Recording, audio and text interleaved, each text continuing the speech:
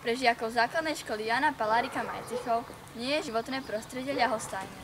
V rámci projektu Jedlá zmena pripravili pre komunitu obce akčný deň týkajúci sa dopadu nášho stravovania na životné prostredie a aj na našu spoločnosť. Taktiež ponúkajú riešenie, ako pristupovať k zodpovednej spotrebe.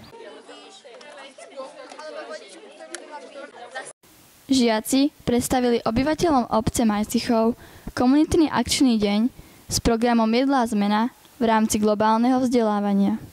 Ukázali občanom rôzne uhly pohľadov, ktorými sa dá dívať na potraviny. Vysvetlili ľuďom, ako by jedlá zmena zlepšila ich životy a pritom pomohla svetu.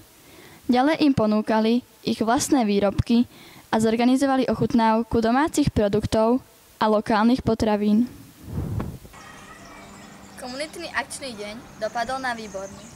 Vzdelávacie aktivity boli spojené s ochutnávkou lokálnych potravín a potravín, ktoré poskytuje príroda. Komunitný akčný deň ponúkol návštevníkom priestor, ako zmeniť seba a svoje okolie.